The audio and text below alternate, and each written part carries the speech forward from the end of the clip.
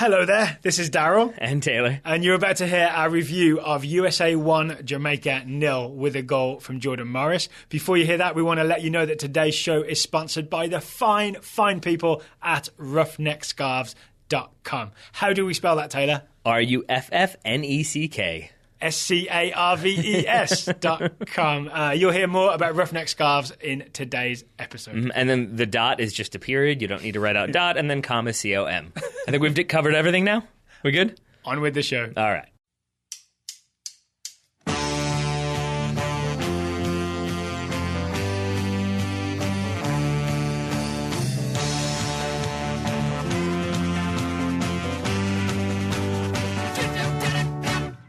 Hello and welcome to a late night Friday Total Soccer show. I am Daryl Grove, and sitting across the table from me is a man who is already missing Nat Borcher's beard. It's Taylor Rockwell. Hello. Hello, I am. I'm also willing to say that given the time that we're starting this recording, it's more of a Saturday morning podcast. No, 4 minutes to midnight, mate. We're going to have to talk really fast to get this one out before the stroke of midnight. But yes, I already miss Nat Borcher's beard. So, did you tweet out earlier, we need a replacement? Yeah, they don't just grow on trees, is also what I tweeted. Those things take time. You are in charge of TSS Beard Game. Am I? Yeah. Between the two of us? You're working on it over there. No, you got some stubble. I keep it tight. I keep it Sebastian Lletget length. Would your wife care if you grew your beard out? Would she allow that? Or would she not be a big fan? No, she's not a fan of clean shaven. Really? Yeah. Nor is my wife. Interesting, yeah. I imagine if she were, it would be a problem for us. So, Nat Borcher's beard, did it get any US men's national team caps? The beard or Nat Borcher's? You heard what I said. I don't think it did. Did I stutter? Hurtful. I don't think it did. I don't know when he grew it out that big. Yeah. I mean, obviously, I remember him, from playing with Portland and winning with Portland, but I can't really say that I remember if he had it in 2010, which is when I believe he got his last cap. Yeah, we looked at it today. Last cap was 2010. Yeah. I don't think he had that big a bit, because it seemed to spring in the last few years, right? It's what happened. Well, you move to Portland, and then you play for the Timbers, and you learn how to grow things quickly. Yeah, that's how it works.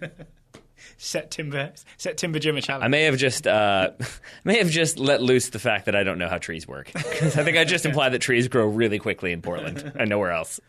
Well, let's pivot to USA 1, Jamaica 0. Mm-hmm. Bruce Arena has a win. Bruce Arena's national team has a goal. Mm-hmm. Bruce Arena's national team does not have the type of performance that has everybody super excited. Man, that's such a good summary of these first two games. And I know we're going to talk about our overall impressions later, but just that I think once or twice in this game, you're like, look, they completed a pass there. And we're just looking for they've got a goal. They won the game. We're kind of looking for those moments of happiness in here. I mean, when this January camp was announced, we knew there were two games coming. We wanted to be amped, right? We wanted to be like, oh, look how great the US national team is now. And there's nothing to specifically complain about, except I would kind of say that a 1-0 win over Jamaica's B-ish team. Right? This is not Jamaica's first choice team in many instances. A lot of domestic players and MLS players. None of the players from the Premier League, for example, which would have been useful for Jamaica, is almost less impressive than the 0-0 draw with Serbia's domestic team. I agree. I agree completely. And we'll just as a result. We'll get to that in a second, right? But you want to start with the beginning of the game, with the lineups and the roster and all that good stuff? Yeah, so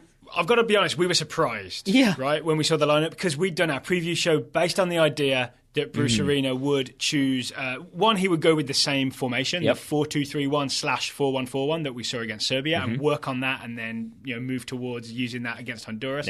And two, that he would pick his strongest lineup. And so, to the first part, as you pointed out when you did your pre-roll clarification, as soon as we finished recording, it was middle of the show. I had gotten home, and you said, hey, so he announced that they're playing with two up top. I saw a Doug McIntyre from ESPN tweet. I think he talked to Arena, and Arena had said, we're going to start with two forwards. So our whole 4-2-3-1, 4-1-4-1 preview suddenly became moot. And I think you messaged me to say, do you think I should put a disclaimer in the show? And I feel like I don't think this is what you were getting at, but what I weighed was should I get on the phone and we should record a quick little conversation about that? And then I looked at the tall glass of whiskey in my hand and said, is that what happened? No, yeah, basically. I'm glad one of us is committed. Yeah, hey, I was home at that point. It was okay. It's fine. So there was that element, and then I think how competitive I can be. So I remembered our roster prediction game, and so I looked at it and I saw Robles starting goal, and I was like, oh no, that's one to Daryl because I thought it'd be Bingham. Then I looked at the center backs, and I was like, haha, I called Zimmerman, and then it just derailed. It was like, oh no, didn't get that. Didn't get that. And so for the record, different shape, different formation to the team that faced Serbia is what Bruce Arena sent out against Jamaica, and 9 changes to that starting 11. That's a decent amount. It means 2 survivors. I can't do the percentages, but it's most of them. It's most of them. And then it's also, if you look at who survived, it's Steve Birnbaum, who I think you want in there to give you consistency in defense. But then it's Graham Zusi as well, and that points to we're continuing the Graham Zusi at right back experiment, more so than he's a consistent, reliable player playing in this position. Yeah, the armband. He sure did. Zusi was captain. It was an interesting thing to watch. Maybe we'll talk about Zusi's performance later on. Can we start with our reactions to the fact, and it's a fact, that Bruce Arena has not done what we hoped and expected that he would do, which is to go out with the same formation, strongest lineup, tinker a little bit here and there and work towards Honduras. He was doing something else. I'm still not 100% sure what it was. I'm not 100% sure what it was either. And so if I'm speaking like from my emotions, I'm not like angry. Like I'm not as frustrated as I would be if this were his, 10th game and he had played different formations and all this different stuff every game. That said, I'm disappointed, but I'm not mad. I'm disappointed. And this is kind of in contrast to Jurgen Klinsmann, right? Because the thing we got frustrated with Klinsmann was just really unpredictable lineups, different shape almost every time, right? So we thought Arena would be a step back towards the stability of similar shape, similar lineup every time. Yeah. And I think we have to just let that go, I think. Well, yes and no, because I think Matt Doyle wrote a very good column for MLS Soccer about this game. We'll talk more about Matt later on. But he had a good graphic from, I think, Optadata compiled to show the kind of system that the U.S. was playing and the passing and the importance of like specific passing patterns and Dax McCarty in the middle. It shows average position and it shows lines between players, and the thicker the line is, the more passes went between those players. Yeah? And so you can see like patterns of play that have been established, that have been clearly practiced. But were they similar to the Serbia game? What's that? Were they similar to the Serbia game? And as much as they could be, between games, and as much as they could be when you're playing different formations and different players. But I think you saw like some similarity, but overall, I think you're right. That I think it is sort of maybe we need to let go of that idea of like, we're going to be playing the same thing and everyone's going to know what they're doing. Yeah. Okay, is there another way of looking at this? Which, by the way, I'm not happy about. I want to say that again. Like, I don't want to because I do think that we had certain expectations, and I think people would be very critical of us if we were to say, like, we can just let it go. Because I don't think we would have done that with Jurgen Klinsmann. Right, no. And so I think I'll say it, that I am disappointed coming out of these 2 games that we don't have a lot of answers, in my opinion, for March. Yes, we don't. Bruce Arena might, but it's hard for us to figure them out now, right? Yeah. But we do have 3 points if we were going by the point system. Friendly points? Yeah. Well, we got a goal. It counts. The other thing is, in terms of mea culpas, usa culpas, I guess, should we... That is not the correct Latin. It is not, but I'm cool with it. Do you know the correct Latin? If I thought about it, probably, but it's after midnight now, so no. Okay, so we're going with usa culpa. Yeah. Could we have seen this coming? Could we have seen that Jermaine Jones was allowed to go back to the LA Galaxy despite being fully fit? Sacha Kljestan was allowed to go back to New York for the possible birth of his second child. I don't know the situation there, looked into it, but his wife was expecting. He was watching the game, I can tell you that. Is that right? At least he tweeted, like, good luck, boys, like 5 minutes before the game. So did that kind of indicate that Bruce Arena was like, all right, guys, second game is against like a weakened Jamaica team. We're going to take it easy. We're going to experiment a little bit. So, Jermaine, Sacha, go back to the different coasts. I think it speaks to what we kind of thought maybe was the case coming out of that Serbia game, which is that, again, he has a list of players that are in consideration, and he is slowly keeping people there or dropping people off that list. And I think that Kljestan and Jones are on that list. He knows that they're high in consideration, definitely to make the March camp, maybe to start those World Cup qualifiers. Jermaine Jones not, obviously, at least not that first one. Yeah. And so I think he was comfortable saying, okay, you guys can go home. We're going to see what these people can do in different circumstances and different situations. But then that meant these people doesn't include Michael Bradley, Darlington Nagbe, Josie Altidore, like some of your key players, right? And instead you get like Walker Zimmerman's debut, which, we'll talk about him later. I was reasonably impressed with him. But we didn't expect, for example, to see Agudelo and Morris as your 2 forwards when Josie's just sitting there. with 100 caps and a bunch of goals and a hat on. Yeah, no. And getting his 100th cap celebration, which is a little bit strange, yeah. No, so I think that was very surprising, and I'll say that the goal maybe comes from those changes that you kind of eventually, I think the players in Bruce Arena picked out some patterns that eventually worked. But I think overall, I wasn't pleasantly surprised by that change, and I certainly wasn't pleasantly surprised after the first 45 minutes. This is true. All right. Shall we get to the goal? Sure. I feel like people will want to hear about the goal. It is scored by Jordan Morris. It's after Dax McCarty essentially finds Benny Feilhaber in a pretty narrow lane, and then Feilhaber exchanges quick passes with Jordan Morris until Jordan Morris is not one-on-one with the keeper, but at a decent angle to finish past. I don't remember who it was. It wasn't Andre Blake, right? Because they switched keepers at half-time. Where do we start with this goal? I think we start with Dax McCarty because he does deserve credit because I was really excited to see him to get back in just to get consideration. And so to see him playing for the U.S. national team was exciting. I think that we might not see him again for a while because I think he was kind of slow on the ball. I think he got caught a couple times because he wasn't sure what to do. Whether or not that was his fault or people not. Romario Williams robbed him at one time because he was just sort of waiting for the ball to come to him. And I remember a couple of really bad passes that were just kind of played directly into a waiting midfielder. Even in the first half, he gets one like near midfield and has 5 seconds and just doesn't know what to do. And I think it's, again, Romario Williams slowly closes him down, and then McCarty tries to play like a long diagonal ball, and it just goes straight into Williams and goes back to Robles. And even just those little moments of like not quite making the decision that you need to make in a quick amount of time, I wasn't as impressed by. But for the goal, he absolutely made the decision in the right amount of time and played the correct ball. Yeah, he did. I'll say that Bruce Arena probably also wasn't so pleased with his decision making, given that he had already submitted the substitutions to the fourth official when that goal happened. That is true. Yeah, because then you have that substitution. McCarty comes off, Bradley comes on, but before that happens, it is a good, if you're going packing stats, I think he splits 2 Jamaican midfielders to find Benny Feilhaber. Yeah, so at least. It's definitely a good ball by Dax McCarty, and I think in this situation, it's a good job by him of holding on for just an extra second. Yeah. Because if you watch that goal, I'd say Jordan Morris scores, yes. I think most of the credit deserves to go to Benny Feilhaber. Yes. Because it starts with when McCarty holds the ball, he takes one extra little touch, and in that time, Feilhaber continues to drift and move and slide and back up and move forward, and what he's doing is staying in the channel and staying away from all defenders. It's like he's found, if you can picture it, it's like he's found a valley. Right? Yeah. He's found a valley, and he's in it, and then he just slowly backs farther and farther down into it. Yeah. So it's a good ball in from McCarty. That said, it probably doesn't go anywhere if Benny Feilhaber isn't Benny Feilhaber, because what he does is he does that sort of lets it go off the inside of his right foot and plays it right into Jordan Morris. So it's basically he's still facing Dax McCarty, but Jordan Morris is to his Benny Feilhaber's left, and that's why he uses the inside of the right foot to kind of slide it to him and then peels around. It's a trick pass, right? Yeah. And then he moves. That's the other thing. Then he moves to get to receive the return pass. My point, though, with that is just that it's not as though Dax McCarty splits 2 defenders and plays Feilhaber in, and then Feilhaber squares it to Jordan Morris, and Jordan Morris shoots. It's that even with that ball in, I'm not saying this is a criticism of Dax McCarty, but more so the overall system, that even that ball in, it's still Benny Feilhaber back to goal. And if he doesn't do a quick little maneuver, I see. His usual first touch, I think a lot of players would take that first touch back towards Dax McCarty. So actually, is it worth saying that some of the things we want to celebrate about this goal are also some of the problems with the way the US played? And it's almost like Benny Feilhaber made the best of the situation. Absolutely. Twice. Because he plays that ball to Jordan Morris, and I don't want to harp on this because I know people get annoyed, but Jordan Morris plays that ball back to him, and it's behind Benny Feilhaber. And Benny Feilhaber has to reach behind, take a good touch, and set Jordan Morris up. We watched it a bunch of times. The reason why that ball isn't very good from Jordan Morris is because he plays it with the outside of his right foot. He does. He plays with kind of the toe of its outside foot. Yep. Yeah. If that had been a left-footed pass, it's into Feilhaber's path. So that's twice Feilhaber's made.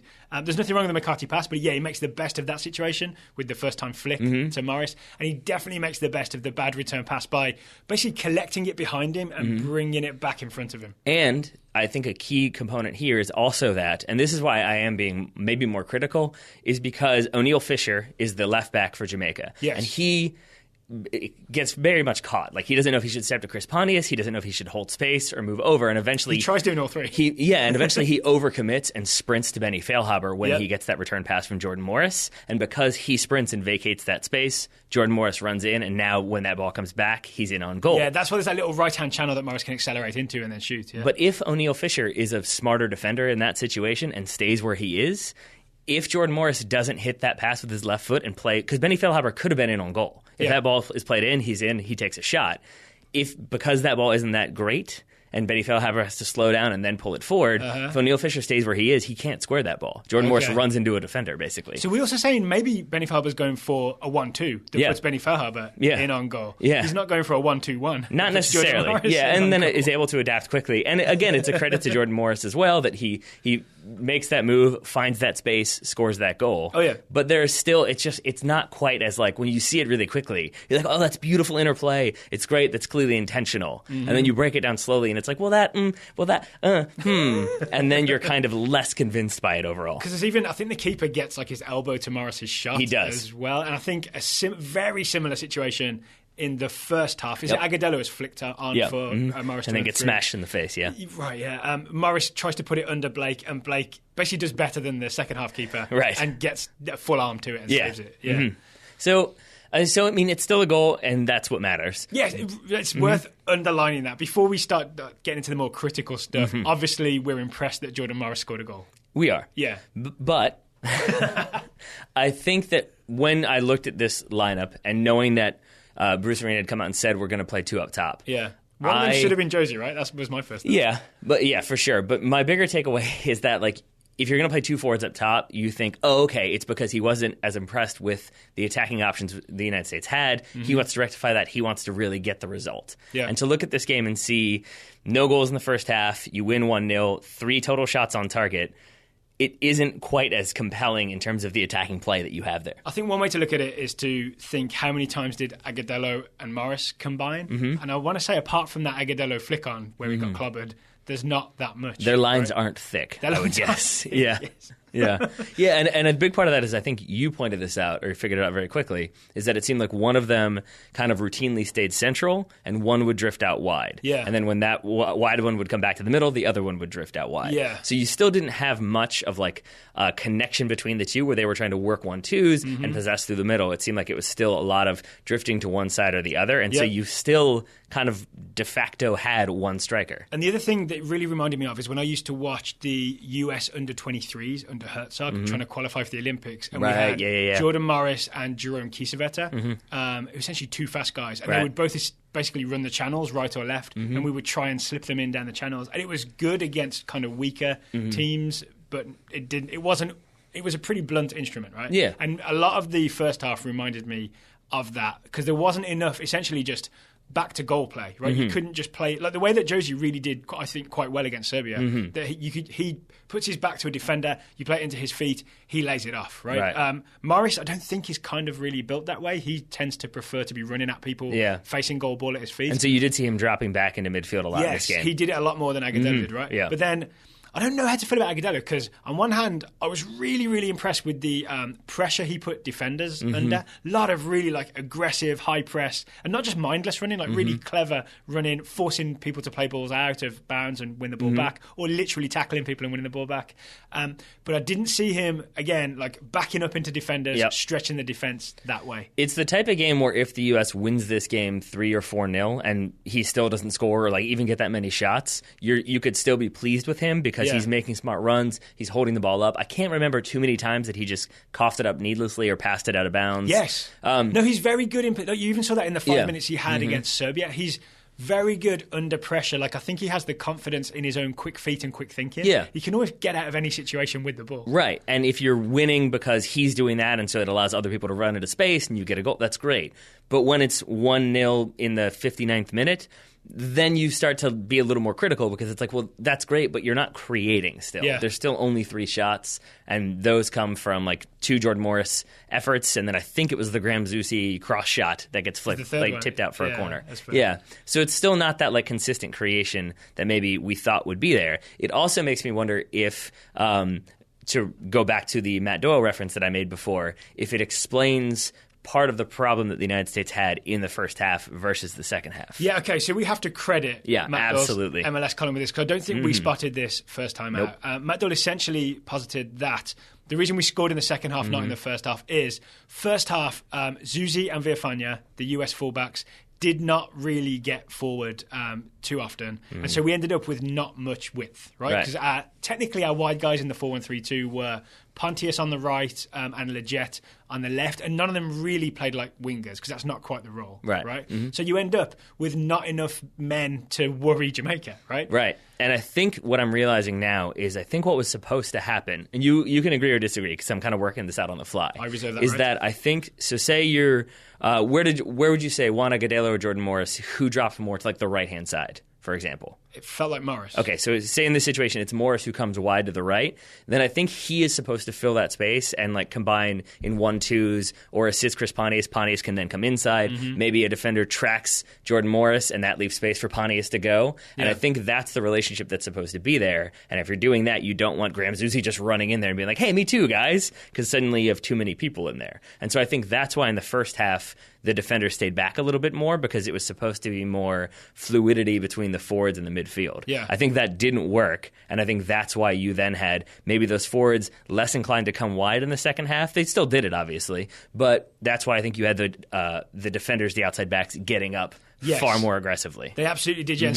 So in the second half, Zusi gets quite far up the right, Villafana gets quite far up the left, and if you look at the goal again, we go back to the goal as a really good example. I think it's Villafana, I think receives a back heel from Leggett. He does. But they're both out on the wings. You've suddenly got two wingers instead of one. It's Villafana that squares it to McCarthy before he plays that ball. And if you look, Zusi is all the way on the other side, stretching it out on the right. I think he's on the touchline, almost like a Dortmund right winger. You know what I'm saying? So that then Jamaica have to spread themselves thinner and thinner and thinner. Right. It's part of the reason O'Neill Fisher loses track of what he's supposed to be doing. It's part of the reason there are bigger holes in the Jamaica defence. It may be the reason that valley opens up that Benny Feilhaber is able to back into. Yes, right? Yeah, I think so. And so I think that's where you start to see what Bruce Arena does bring is that ability to figure stuff out at halftime, make those adjustments, give specific instructions, and fix a thing that wasn't really working. Go ahead. I was going to say the one thing I might disagree with you on in terms of the change from first half to second half is I think maybe this was the plan all along, and just Zusi and Villafana weren't as brave as they were asked to be in the first half. And maybe this halftime talk may have been like, hey guys, this doesn't work unless you really take some risks and get down there. That could be, but it just seems surprising to me that neither one of them would, because it just felt like they were intentionally staying back. Yeah. That they were routinely not past midfield when the center backs would push the ball forward. And that seems too deliberate from two players. Yeah. And so that's where I get into the idea of it being a specific instruction. Yeah. I also think I would much prefer that there not be so much dropping if you have those two forwards. Because we talked about if it was just Josie Altidore up top, I said in the preview I wouldn't mind if he had come over to the wing and kind of helped create overloads if you have people filling that space. But filling the space Josie just vacated. Yeah, exactly. But in this game, it felt like too many times Jordan Morris, in the second half at least, I remember one time he drops to the left-hand side, Villafana gets the ball, and he could have easily driven into that space, but Jordan Morris is now standing there. So now Villafana can't go down that channel. And he can't really cross the ball because you've pulled one of those numbers out of the center of the pitch. I remember this because you made me rewatch this. Yeah, I remember this specifically. Because what I kept noticing was the very infrequent attempt by the United States to cross the ball into the box. Yes. It was much more emphasis on pass the ball through the middle, create shots where you can, and the answer was not very often. So I think overall, I was much more pleased by the attacking play in the second half because there were goals, but it still was a little bit like people not quite knowing what they were expected to do as the game wore on. The thing I want to ask about the substitutions, right? Which, as we talked about, were planned before the goal, but then happened after the goal. It was probably McCarthy with his best pass of the game. Benny Feilhaber with absolutely his best two plays of the game in quick succession. And then they immediately subbed off. Because it was already planned. Right. And I felt, on one hand, I feel great for them because they got to make an impact on this game that it makes the highlight reel and people will be talking about it. And, Bruce Arena's like, good job, guys. On the other hand, I felt like they were about to be super confident and probably have the best 10 minutes of the game. Instead, they come off. With that in mind, I feel way worse for Dax McCarty than Benny Feilhaber. Yes. Because I think if you go back and, again, if you watch, the game twice. Benny Feilhaber does a lot really well. He does a lot of smart passes. I think he tries a little too hard in the first 10 or 15 minutes to kind of force some balls in. There's one that he's definitely overthought the bend of this ball and where this is going to land, and he just puts it straight out of bounds. And I think the difference there, if again maybe I'm projecting, but I think you can even see him thinking more. And we've talked about this, like, it's kind of weird, but like the more you have to think in soccer, the more you get into trouble. Because if it's not just instinctual, you're like, oh, is that okay? I don't know if there's space. And then you're second guessing. It's the idea of flow, right? You know that thing of like, then this applies to everything. This applies to like if you work in an office. You're talking about the progressive woman, right? Whatever you know.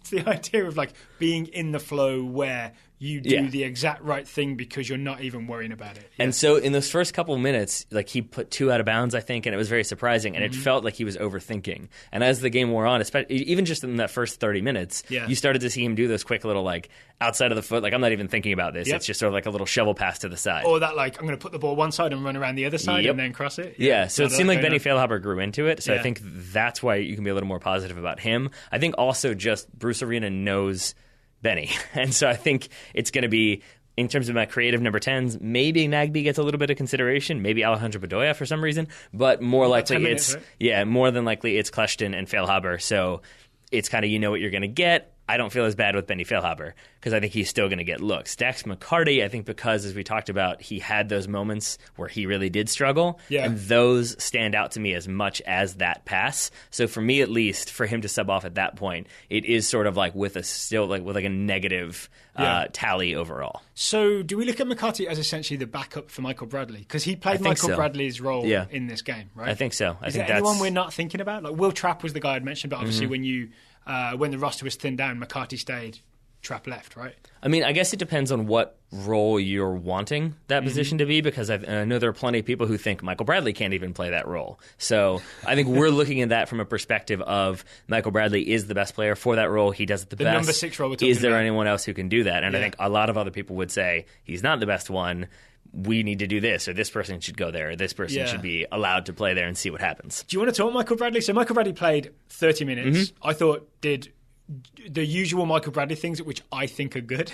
But we still heard from a lot of people on Twitter that this team would be better off without Michael Bradley. Yeah, we did. Do you want to talk about? I feel like we have to talk about it every time because we hear about it so many times. But I just feel like the answer is no. You're wrong. He's the best in that position. I mean, I think so, and I think it's just a situation where I don't know. Like there's just always, I can't even find an example off the top of my head right now. But it's just, we're just going to disagree. Like, I don't know. You might think that IPAs are disgusting. I think they're great. And so we're just going to disagree. It's just a matter of opinion. And I think if we watched a game with somebody who hates Michael Bradley, I think we would be able to show more times that he does things well than does them poorly. But I think people are still going to have this idea that Michael Bradley isn't very good. He offers nothing. He's too slow. He slows stuff down. He's not the best option. See, this is the thing I disagree with. I don't think he slows stuff down. I think he makes those short passes or those diagonal passes, and that actually speeds the game up because it keeps the ball moving. Yeah, right? I absolutely agree. And I want to say, I think he reads the game in that number 6 role better than anyone else in the U.S. Yes. And maybe reads the game better than anyone in the U.S., period. That second one I agree with. The first one, the defensive reading, I still think, like in terms of like defensive midfielders in the world, he is not going to hit that top tier. No, right? He's not N'Golo Kante, is not like in the Claude Makelele sort of Hall of Fame. Yeah. But in terms of U.S. players, yes. Right, and I think even that is like an unfair comparison, or like at least not like a direct comparison, because N'Golo Kante, for example, his game is just energy. It's all around like dynamism. He's going to win the ball. He's going to put those tackles in. He's going to be there. He's going to be there. He's going to be there. He's reading as well, though. No. N'Golo Kante is an amazing like defensive midfielder. I just think Michael Bradley is never going to. He's never going to be that player. N'Golo Kante is like short circuit when he reads the book real fast. Yeah, but like I feel like you like that's comparing like. I don't know, Sebastian Giovinco and Josie Altidore. Oh, he does this and he doesn't do that. It's like, because they're two different players. And Michael Bradley isn't going to be the one who's all over the place doing all that extra work. But the one that I would say, like, I single out as a reason why I love Michael Bradley is in the 71st minute, Bradley comes all the way across to the top left corner of the United States' box to defend. He helps with an overload, and then the ball gets switched to the other side for Jamaica. And Bradley, as everybody else kind of slowly jogs over to get into their shape, Bradley immediately recognizes, points out to 2 of his teammates what they need to do, and sprints 30 yards and wins the ball. Now, it ends up being a foul because I think Juan Agudelo gets a foot in, but he is still the one to recognize that Agudelo is too far central, Chris Pontius is too far wide, so there's a gap in the middle in which 2 Jamaican players are standing. And if there isn't that foul, if he doesn't close down, if it's a better team, a player turns and goes straight at goal and then has options to either side or to go and have a shot. But because Michael Bradley reads that, sprints 30 yards, he shuts it down. And I think that's the type of stuff that other players just don't do for the U.S. Okay, we didn't catch that the first time we watched this game. Right. I didn't catch it the second time. I didn't see it until you showed me the third time. Till I froze it and said, I love Michael Bradley. So here's what I would say to people who are criticising Michael Bradley or somehow thinking the US will be better off without their best central midfielder. I would say watch the game twice and then come back to us if you want to. Or, I mean, I would even say, like, I hesitate to open up this door, but I wouldn't even mind if somebody said, like, the same thing that I've just said in reverse. Like, watch in the 82nd minute when he could do this, but instead he does this. Like, I just feel like it too often devolves into Michael Bradley's great. No, Michael Bradley's terrible. And I don't think he's always great, but I certainly don't think he's always terrible. And I'd rather have a conversation about his pros and cons and how we use him best and what he should be doing. Absolutely. Right. Yeah, absolutely. All right, we should definitely move on from Michael Bradley. There's much more to talk about in this game, but I would first like to mention our sponsor. Today's US national team game show is sponsored by Roughneck Scarves. Roughneck Scarves are the official provider of scarves for US Soccer, Major League Soccer, USL, and the NCAA. And the Total Soccer Show. If you want to get a Total Soccer Show scarf, you can find them in the Roughneck Scarves shop. They're very pretty, the Total Soccer Show scarves. They're also very pretty, the U.S. national team scarves. Yeah, they are. I think the U.S. needs rowdy and, bescarfed support come March. Could be the snow game again, and we're going to need, people, with their scarves on, even though I believe it's being played in San Jose? It's definitely in California. Yeah. San Jose or San Diego. We've already done this once. It's San Jose because San Diego is the friend. There you go. All right. If you want to support the U.S. team in March, get yourself a scarf, and you can get 20% off at Roughneck Scarves using the coupon code Total Soccer Show. That will get you 20% off of any scarf, but US national team scarf may be the way to go. Or maybe your MLS team. MLS season is starting in a month or so. Worth reminding people, Roughneck Scarves were also the sponsor of our Major League Soccer coverage in the past season. They are the reason we were able to do more MLS coverage. So support Roughneck Scarves. We'll do more MLS coverage, and we'll keep doing US national team coverage. And USL as well, since they're getting ready to kick off too. Yeah. So we talked about maybe doing a USL preview show, right? Yeah, I think maybe not previewing every single team, but some we're teams. We're like 66% committed to this. Sure. Yeah, so if you want to get a Roughneck Scarves USL scarf, you can do so, as Daryl said, the promo code Total Soccer Show. That's all one word in the promo code box. And you spell Roughneck Scarves, RUFFNECK, scarves.com. I feel like you always try to avoid spelling scarves, but I'm cool with it. SCARVES. There you go. Did you think I couldn't do it? No, I know you can. Thanks again to Roughneck Scarves. Another thing I want to talk about, set pieces. Sure. I think we've seen an uptick under the Bruce Arena era. I want to get some more positive stuff here. We've seen an uptick in designed set pieces. I'm going to throw two at you. One is the US has a free kick. I think it's after Sebastian Lletget sort of wins and drives, and we have a free kick sort of centre and maybe 10 yards back. It's shooting range, right? I think, it's probably like 30 yards out. Okay, it's optimistic shooting range. Yeah. Right, okay. Benny Feilhaber steps up, looks like he might shoot. Instead, chips it diagonally to the right, where big Steve Birnbaum is ready to head it back down into traffic. Right. Nothing comes of it, but it's a clever trick play. Yeah, because if the Jamaican defender who gets a foot to it, they're sprinting back and they kind of do that, like open your hips, push the ball out wide so that nobody else can get to it. If that doesn't happen, there are two U.S. players there, and that could easily be a goal. So I just like the thinking there. I also like this one I love. Could have been the US's opening goal. It's a Sebastian Lletget shot with his left foot in the box. Comes from a corner kick. Right, correct me if I'm wrong, Tyler. This is how I remember it. Benny Feilhaber takes the corner. He sort of drives it in low to Dax McCarty, but Dax McCarty knows to do a one-time layoff into the path of Sebastian Lletget, who's running in to take a strike, and Walker Zimmerman cuts off the run of a defender. He definitely does some screening there, yep. He screens it so that there's room for McCarty to lay it back to Lletget. Yes. I love seeing this stuff. I love seeing this stuff for two reasons. Three reasons. Number one, which is the third, is that it's almost a very beautiful goal. The ball looks like it's bending in. If it's hit from maybe 1 yard further back, it bends in. Yep. So it's a good opportunity. That said, it's not a goal, but it's still a good opportunity. Master set piece theater. Indeed. Number two, I love it because, as you said, it's a driven ball into traffic. And it does show what Dax McCarty is capable of doing, because that layoff is difficult. And he hits it perfectly. He waits it perfectly. He kills the ball. He sets it up. Almost as if they practiced it. Almost as if they did. And the third thing, which points to that, is if you look at just before that corner is taken, it's Benny Feilhaber standing there getting ready to take it. And you can watch him. I'm doing it on mic, so I apologize to people, but he does the sort of like stay there thing, like gesture down, and he's clearly saying that to Sebastian Lletget. That he does like the palm down, you stay where you are, and I think he even like pulls kind of a grimace, like no, stay, and then that play comes. We're doing the thing. We're doing the thing. Yeah, exactly. maybe he didn't want to go like Little Giants and name the play like annexation of Puerto Rico, and then everybody knows what's happening. So instead, he just did the gesture. But so yeah, that is the third thing I enjoyed, because it clearly points to schoolyard drawn up plays, and it made me happy. I once again enjoyed Darlington Nagbe's performance. 30 minutes off the bench. Like, no major big incident, but lots of clever little passes.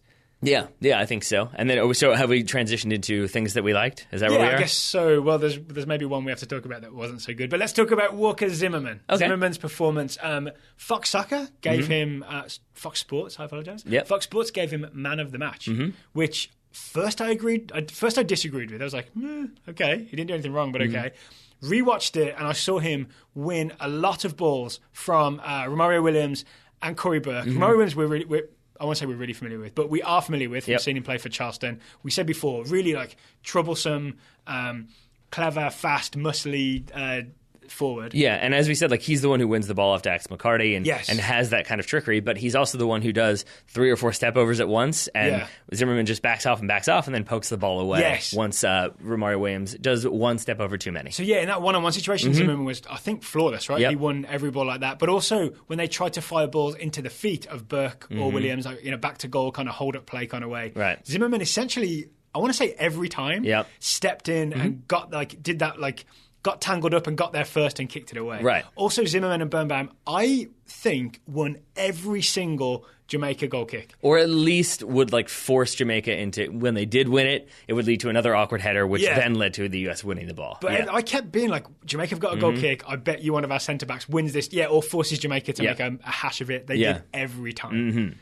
So I think the counter, the kind of maybe slightly pessimistic way of reading that is that... Oh, this is Matt Doyle again, right? Yeah, that it's basically he wins that ball every time, but there are times when he makes it into I'm going to step in and win that ball. Yeah. And it's great when you do, but if you don't, you've missed, and now that player's in on goal. And maybe a better player is able to collect and turn and go. Exactly. Yeah. And so there are those situations in which maybe it's better to not overcommit, to be too aggressive in trying to win that ball. Like John Brooks against Costa Rica. I think the comparison you came up with. Exactly, yeah. So instead it's better to just kind of stand them up, force them back, and then make that play every now and then. But can we give Zimmerman credit that absolutely, we can. He judged it right in this game. When we see him judge it incorrectly, then we can say, he committed. I mean, that's the thing is, we're worrying about a thing that hasn't happened yet, and that is our want, but still, if he comes up against Karim Benzema, he may back off a bit more. Yeah, I mean, it was his first cap, and I would say he did not look like a player making his first appearance for the national team. He looked pretty comfortable back there. I want to say another player making his first start for the national team who I was really, really impressed by is Jorge Villafana. Oh, yes. I wrote on the board, and then you kind of talked me out of it, on my chalkboard, not yours. I see. That we have 3. For listeners who don't know, we have one main big chalkboard, and then above each of our desks we have tiny chalkboards for our to-do lists, or mostly in Taylor's case, he just draws out formations. Yeah, or just illegible gibberish too. But I initially thought Villafana could have pushed Fabian Johnson up to left midfield. That there was a chance that he could take the left back spot. That based on these performances, yes. And then I realized that I'm basing that on 1.5 performances. And again, Fabian Johnson said, I'll play left back if you want me to. I'll play left mid if you want me to, but I want to play one or the other, not keep switching. I don't know if 1.5 performances in a January camp is enough to justify that permanent switch. What did we like from Jorge Villafana? I think what I liked is I'm taking it as he was told to stay back in that first half, and he was unleashed a little bit in the second. Yeah. And I like that he was able to execute that game plan. But even in the first half, there was one situation in which I think Graham Zusi gets the ball, kind of looks forward, realizes no passes on. He doesn't want to dribble, so he passes it back to the center backs. They swing it out wide. And by the way, sorry, before you get into that was the problem in the first half. Like Zusi would receive it in his own half, and because he's not down there, there's just nothing to aim at. And right? so you have like 4 or 5 Jamaican players across that midfield that now you can't pass through, and because you then have to basically they have the luxury of being able to come to you. You have to drop that ball back, and that's what Zusi does. They swing it out to Villafana. Villafana makes something happen. He cuts inside, he beats a player, he drives forward, he does a 1-2, he sets something up. And so it seemed like even in that situation, he was able to create and be just a little bit more exciting as a left back, but still do a good job defensively. That's the thing I want to think about is, sorry, not the defensive part, the 1-2s. Right. I saw so many give and goes from Villafana, and even somewhere he gave it, then he went ready for the return pass and didn't get it, but he was always looking to make that happen. And that gets me really excited to see a fullback doing that, because that's how 2-on-1s develop really quickly. Absolutely. And oppositions are spinning in circles really dizzy, like, where's Jorge Villafana gone? Yeah. I don't speak Spanish, but is Villafana Spanish for give and go? Yes, I believe it is. It is not, but sure. And so, I mean, Fabian Johnson has had injury concerns this season, so who knows what could happen. So I do forgot about that. He's sort of on the way back, right? Yeah. So I do like knowing that we have Jorge Villafana there and not having to call DeMarcus Beasley back in again, even though he did get a couple minutes in this game. Out, right? Yeah, and he will never age, but still it's nice to have another option there for when DeMarcus Beasley in 2037 retires from international soccer. Then we'll be okay. That's conservative. Okay, so we've got to talk about the other fullback. Sure. The Graham Zusi experiment, Bruce Arena, after the Serbia game, said it's been productive. I feel like there were some problems with the Graham Zusi at right-back experiment in this game. I was very surprised to hear Bruce Arena say at half-time, I thought Zusi's passing was good. Yeah. Because my first watch of the first half, I didn't think it was. My second watch of the first half, I was convinced it was not good. Yeah. I mean, he had a couple where he passed it straight out of bounds. That was not great. He had a couple where he gave the ball away. And the biggest thing that I saw in this game, at least, was that if you're going to play a player who's not, in and out an outside back, as outside back, then they have to be able to make up for that sort of overall lack of positional awareness and familiarity. So with Graham Zusi, a couple different times, I felt like he was maybe caught out of position a little bit or held the ball a little bit too long. There was the one in the first half, I think the 34th minute, where there's a turnover and it goes to Zusi and he's not quite sure what to do and the ball gets poked away and Jamaica are off. Yeah. And again, a better team probably scores that because they're away in on goal, and they're able to make up for it because I think it just slows down a little bit too much. But that's where if you're going to have a person who's not a natural right back there, they've got to be able to make up for maybe being in the wrong position at the wrong time. And what we saw on a number of occasions was Graham Zusi not being that fast and getting beaten. There wasn't the makeup speed of, say, a DeAndre yet. Yeah, and the only way it looked better was when Brad Evans came on. Because he was a little bit slower. Yeah. Maybe that's why Evans came on, just to make Zusi look even faster by comparison. Yeah, that could be. So that left me with some concerns for sure. And so some of this came to fruition with what could have been a penalty kick for Jamaica in the first half. Absolutely. Could have been a Jamaican goal in the first half. That was that sequence that we're talking about, the one where basically it's 2 or 3 bad plays from the U.S. It starts with McCarty, I think, and then I think it's also Pontius, and then I think it's Zusi. Nobody quite... I think McCarty loses the ball. I think he tries to pass it to Pontius, but it's a pass from me to you, which is maybe 3 yards or so, or maybe 2 yards, but it only goes 1 yard. Then Pontius has to try to get to it and turn. Then he tries to drop it to Zusi, and that's kind of weak and doesn't really go that well. So it just is kind of a continuous backslide with less and less It's a cascade of errors, cohesive presence on the ball. Yeah, and it ends with, I think, Burke getting to the end line and crossing as Zimmerman sort of tackles him late. Yeah. And Williams, I don't know if it hits Williams and goes over. Is that pretty much what happens? I think it does, yeah. And it's not really Williams' fault, Romario Williams, because it's just a surprise ball's coming at you kind of thing. Yeah. But that easily could have been a goal or a penalty kick. Yeah. Yeah, because... I still don't really know what the rule is here because Burke plays that ball in, but it's within a half second of getting that ball off, Zimmerman slides through and definitely hits him really hard. It's a very physical challenge. I think if it's at midfield and it's after the ball has been passed, it's a foul, maybe a yellow card. So it could have been a penalty. Any other positives then? So obviously, let's go back to Zusi. How much damage did he do to his case to be a right back for the US men's national team?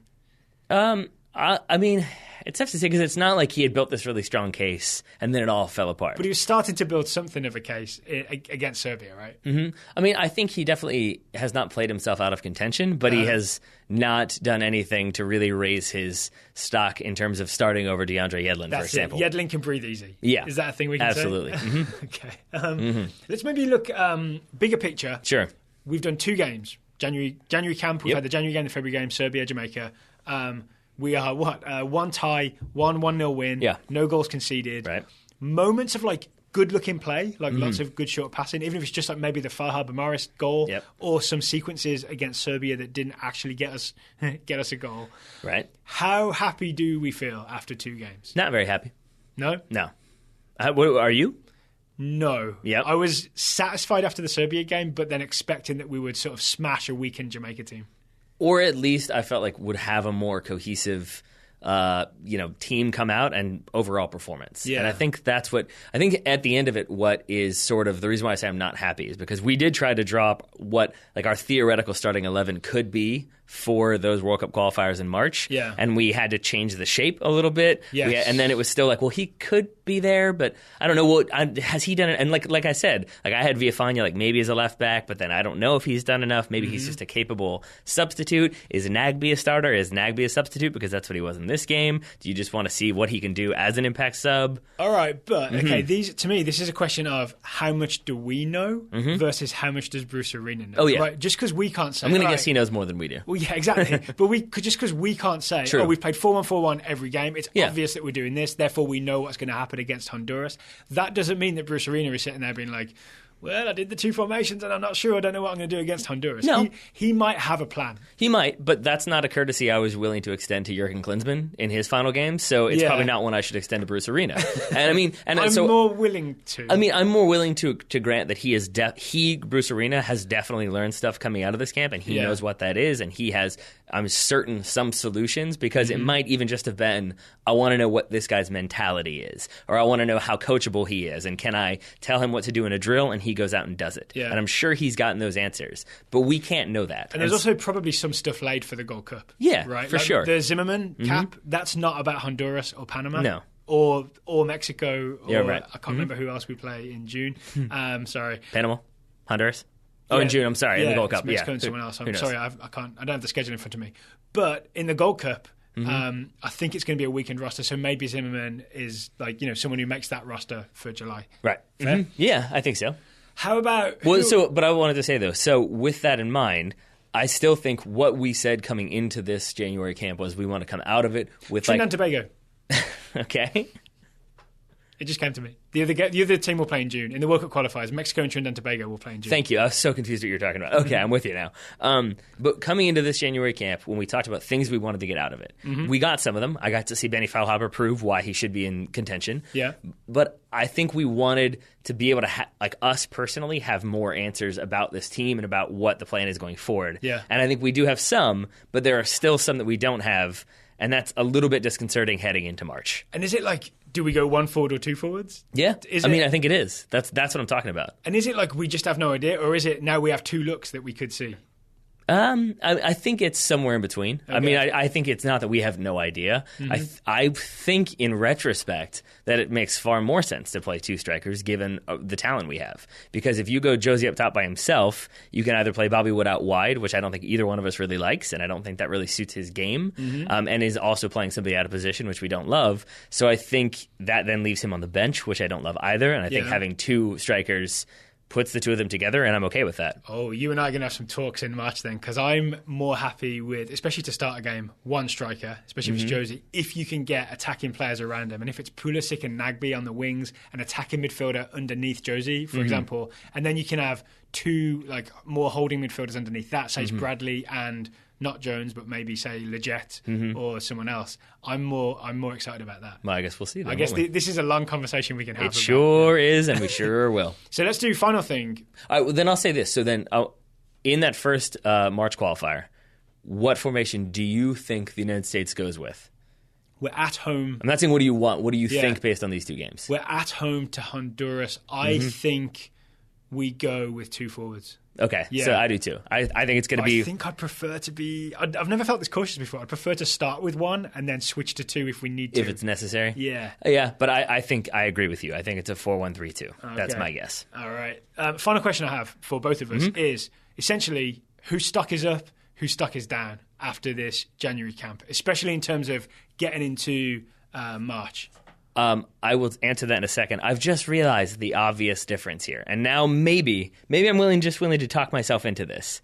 But there's a chance that the key difference and why you played 2 different formations between the Serbia game and this game is Jermaine Jones. Because if you have Jermaine Jones in there, I think you can have that Bradley, because part of the reason why on my chalkboard that I'm pointing to right now, we switched to that 4-1-3-2 is because we had a difficult time figuring out, we expect Michael Bradley to start and Sasha Kljestan to start. We don't know who that third central midfielder would be, but if you put 2 forwards up top, then you don't quite need that third central midfielder. Yeah. And I think if you have Jermaine Jones starting, then that's your midfield 3. It makes sense to have Altidore in front of them. But you know you're not going to have that in that first World Cup qualifier. So maybe Arita wanted to see what he could do without Jones and what formation fit the best. That's interesting, because after the Serbia game, we were saying Sebastian Lletget is your replacement Jermaine Jones. And that gets me to the stock up, stock down question. I assume Sebastian Lletget's stock is up after these 2 games. For me, it certainly is. Yeah. But is it up enough for him to replace Jones? Maybe not. I don't think so. I think that's why it will be a 4-1-3-2 because you don't have Jones there.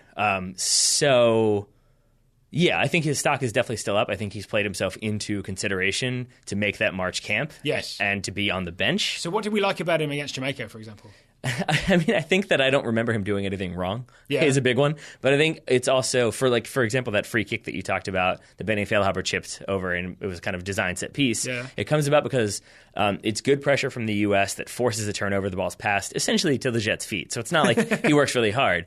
But it is the case that he then drives immediately at defense. Yes. He doesn't hesitate. He doesn't look around. It's a very instinctual, it's time to go. And I do think we saw that on a couple different occasions, that it was sort of, I'm taking the ball, I'm going at people, I have that confidence. But he also had the intelligence to know when not to do that. Yes. And I appreciated that as well. All right, quick sidebar about the Michael Bradley thing. Yeah. I think this is a thing maybe there's some people who want all US players to do that, right? Yeah. And I understand why it's exciting to see a player do that. I also think it's really important to have the balance, right? You want players who can do that. Lletget can do that. Morris can do that.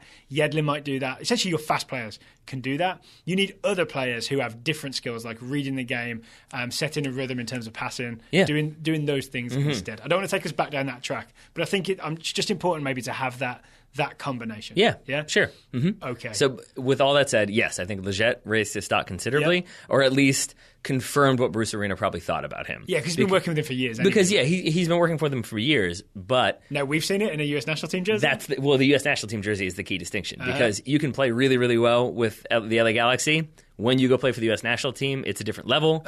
Different things are expected of you. And so I'm sure Arena wanted to see what he could do, both on the pitch against these teams, but also in camp, in training drills against the senior U.S. men's national team, many capped professionals. We also learned that Sebastian Lletget can play many positions in midfield. He played 4, right? Yeah, so he played essentially the Jermaine Jones role against Serbia. In the second half. And then in this game, he started on the left, played centre, and played right. Yeah, when Alejandro Bedoya subbed in the 80th minute or so, I forget what it was, you had basically, I've written down the 74th minute. When he comes in for Chris Pontius, and we're like, oh, he's going to play on the outside, and that makes sense. That's what he did last game. And then instead, Bedoya plays in the middle, and Lletget goes out wide. That seems odd to me. So he seems like an Arena sort of play you anywhere. Sure. We'll just see if you can play anywhere, is maybe what he was doing. I have a question about stock up, stock down.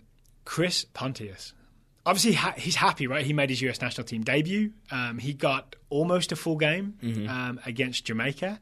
I'm not sure he took advantage of the opportunity. That's what I would say, is that it's not stock down, but it's not stock up. It's just stock is where it was, which to me means not in consideration for March. Probably not in consideration for the Gold Cup. There's too many Pulisic's, right, for March. Yeah, certainly for March. And then for the Gold Cup, I think it's still, he didn't do enough to show that he really belongs with the U.S. national team. Yeah. At least not yet.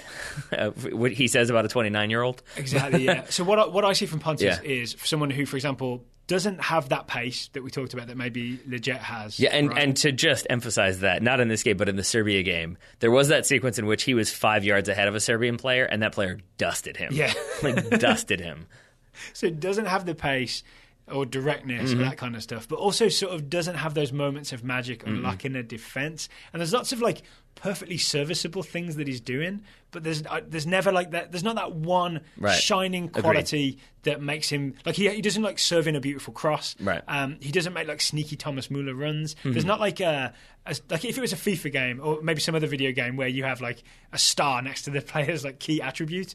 I'm not sure that he has that. This might come off harsher than I mean for it to, but the thing I've always heard, and I do believe that if you're a parent and your child is playing youth soccer, if the coach is licensed and know what they're doing and they're very frustrated with your son or daughter, it's a good thing. Because if they're like very frustrated and like, no, what are you doing? Like, and subbing them off, it means they care. It means that they have expectations that the player isn't performing. Yeah. And if that coach is then like, you're doing fine.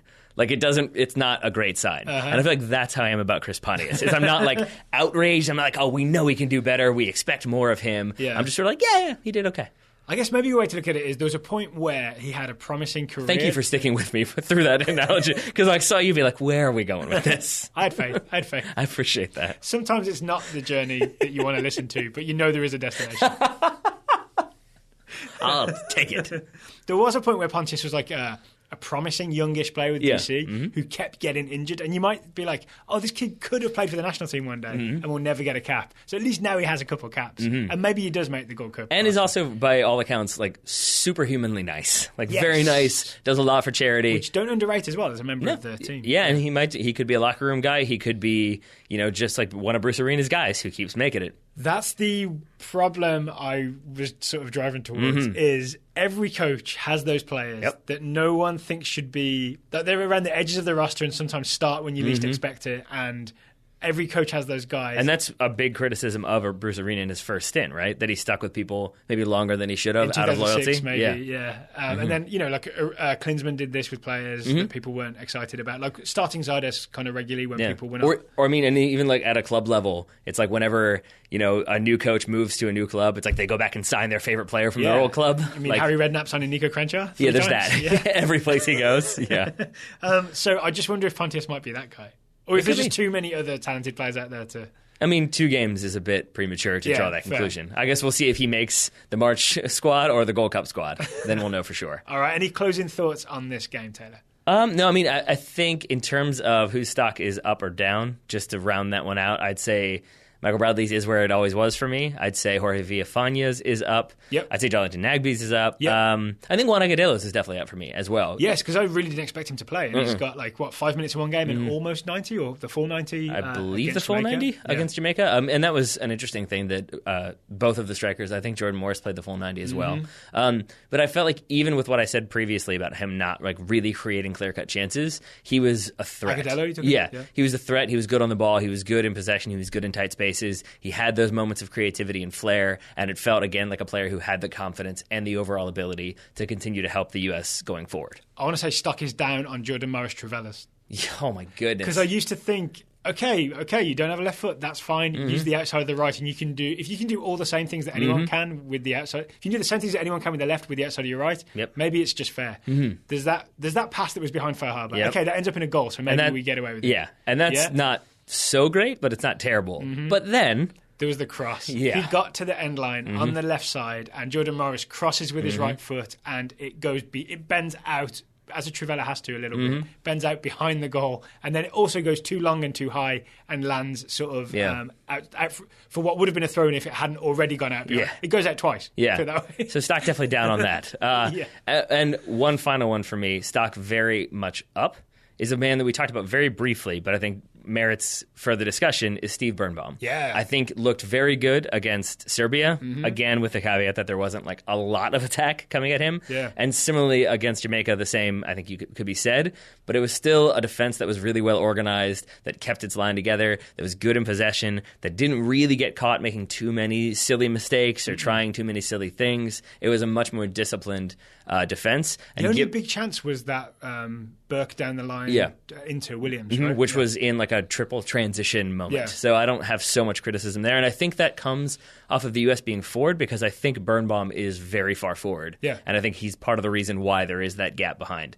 But one thing I keep forgetting and then having to remind myself of is the fact that in that first like Facebook Live interview that Bruce Arena did, it sticks out to me that it was a question of like, what do you think the U.S. needs to improve on? And he said, our back line has not been consistent. It has not played the way it should. It needs to be better. It doesn't do thumbs up when we get offside. This is it. And so I think you saw in these two games that the back line looked much more cohesive, even with different faces coming in and new players coming in. And I think Steve Birnbaum was a huge part of that. So Jeff Cameron may not be back for March. Steve Birnbaum, I think, makes the roster. Is in contention to start. I'm not saying I would not be. It's an option. Yeah, if Jeff Cameron is injured, if Jeff Cameron's like fully fit and ready to go, then he starts. In my mind, it's him and John Brooks. If Jeff Cameron can't go, I would not be like really upset if Steve Birnbaum were in there. Double B's. Yeah, Brooks. I think he's worked hard. So we shall see. We shall see. All right, shall we wrap it up? Yeah. So no more shows till March. Is that what we've decided? I mean, no. There's a lot to preview and review between now and then. Very true. There'll be an Africa Cup of Nations final. We'll sure will. Want to take a look at. We're going to preview USL. We're 66% sure. We're going to preview Major League Soccer before that starts, and there's all kinds of other action coming at you. So yeah, we'll be back next week with more Total Soccer Show. Want to let you know about a goalmouth competition. Right, this was worked out today. We're going to run a contest on the Goalmouth in partnership with Who Are Your Designs. They make those great soccer T-shirts. Here's what you need to do. To enter to win, you need to listen to every episode of the Goalmouth next week. They're only 5 minutes each, so it's easy to do. There will be a code word. 5-ish minutes. He says protecting himself when he does a 6 minute and 45 second long episode. We will put a Who Are Your Designs word in the middle of every episode. Then at the end of the week, if you email us at goalmouth@hellamagazine.com with the full sentence, you'll be entered into the draw for a Who Are Your Designs T-shirt. There we are. So there you go. Listen to Goalmouth next week. You might win a Who Are Your Designs T-shirt. You might could. Taylor Rockwell, thank you for taking the time to talk about USA Jamaica with me. Right back at you, buddy. Listeners, thank you for listening. Thank you for sticking with us. We will be back again next week with more Total Soccer Show.